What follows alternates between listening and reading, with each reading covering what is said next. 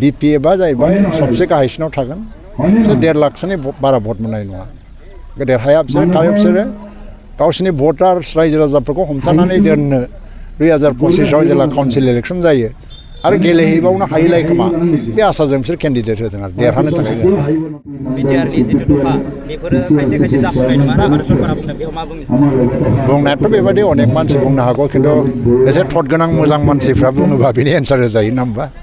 बेलाय सोरफोरलाय आंथ' मिथिया बेखौ बेसेबां रोंगौ बियो खारन मोनसे गोरोबथाया ओरैनो केन्सेल जाया बेखौ गभर्नमेन्टआसो डिसिसन लाफिननांगौ सोरबा बुंबानो जाया बे माबा माइनर देखायलाबायदों बे माइनरखौ जेबो बुजियाखै बेहा बुजिनायनि आंखाल बेफोरखौ एन्सार होनांगौ दं होननानै आं साना आरो सयकिया बिथांनि थाखाय जोङो फोसावदिं मेलाव दङ आरो जोबोद मोजां अदालगुरियाव बिसेसकरि बिटिसिनि सिङाव जेखिनि 6टा समष्टि दं बावहाय बारा ओरैबायदि मोजाङै बारदों एनडिएनि थाखाय दा बयनोबो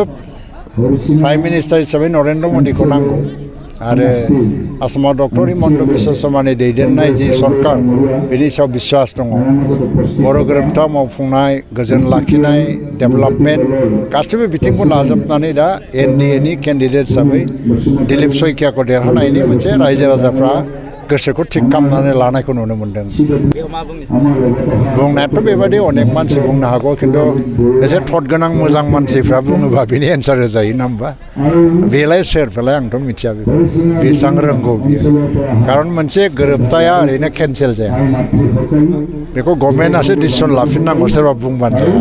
बे माबा माइनर देखायलाबायदों बे माइनरखौ जेबो बुजियाखै बेहा बुजिनायनि आंखाल बेफोरखौ एन्सार होनांगौ दं होननानै आं साना आरो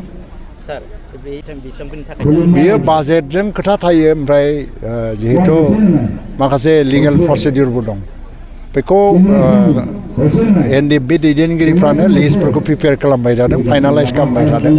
बे मथे आसाम गभर्नमेन्टआ बाजेट हरबाय थादों खिन्थु अधैर्य जानो नाङा खारन मोनसे एकर्ड जाबाय 20-25 बोसोरसिम बहुद एकर्डआ इमप्लिमेन्ट जानो बाखि थायो आसाम एकर्ड मिज' एकर्ड दिनैसिमबो बहुद दफा दङ थ' बेफोरखौ नायनानै जोंबो 2-3 बोसोरावनो एसेबां अधैर्य जानो नाङा गासिबो मोनजोबगोन आरो सोरबा बे बेनि गेजेरावबो सोरबाया बिपिएफजों थानो होननानै थांखाबायानो बिसोरथ' थांखागोनानो खिन्थु बेवहाय जानाय नङा अदालगुरि दरं अदालगुरियाव मेजरिटि बर' भट दङ जिखिनि मेजरिटि बर' बिसोरथ' इउपिपिएलजोंनो दङ प्राय 3 लाख एसे खमसिन एबा बांसिन बे भटदाता रायजोफोर दङ बर'फ्रा बेवहाय बेनि गेजेराव जुदि 2,30,000 भट जायोबा बिरोधी दलाव 50-60 हाजारनि बारा थांनाय नङा बांसिनानो जों एनडिए हिसाबै थागोन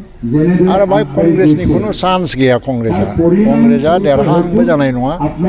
बिसोरो संख्या लघु भटखौ लानानै मोनसे आसा खालामदों खिन्थु जानाय नङा मालाबाबो आरो बिपिएफआ जाहैबाय सबसे गाहायसिनाव थागोन बिसोर 1.5 लाखसोनि बारा भट मोननाय नङा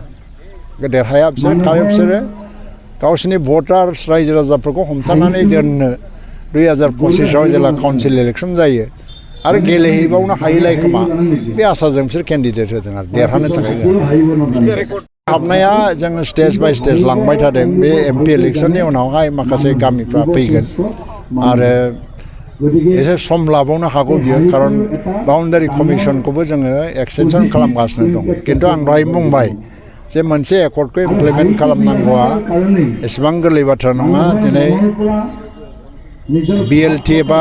बिपिएफआ दिनै एकर्डनि बाथ्रा बुंबाय थादों बिसोर लाजिनांगौ बिसिनि एकर्डआवनो कार्बि आंलंनि बर'फोरखौ एसटि सोनांगौ होननानै एकर्डनि दफायाव दंमोन 17 बोसोरनि उनावहाय बिसोरो बेखौ मावफुंनो हायाखै दा एगेन 2020नि एकर्डआव बे क्लजखौ सोफानानै दा बियो मोनसे लेजिस्लेटिभ प्रसेसआव दंगासिनो दं मिनिस्ट्रि अफ हम एफेयार्सआ बेखौ लेजिस्लेटिभ प्रसेस सोबाय बियो थारमाने बिल लाबोनो थाखाय मोनसे प्रसिडिउर दं बेनि गेजेराव अलरेडि बियो हाबबाय आरो खिन्थु बेहायबो बहुत कनसियास जानांगौ दं कार्बिफोरजों नन कार्बिफोरनि गेजेराव जाहाथे दाङा हांगामा जाया बेनि थाखाय एसे सम लादों दा बिपिएफआ दिनै बिएलटिनि केडार्सफोरखौबो रिहेबिलिट खालामनो हायाखै एनडिएफबिआथ' बहुत गुसुं समनि गेजेरावनो एक्सग्रेसियाबो होबाय आरो रिहेबिलिटेसन ग्रेन्टखौबो होनो आरम्भ खालामबाय बिएलटिनि सासेबो बिएलटि केडार्सआ रिहेबिलिटेसन ग्रेन्टबो मोनाखै बेनि उनावहायबो दिनै यख'थखौ 3 बोसोर समखौनो नेनो हायैनि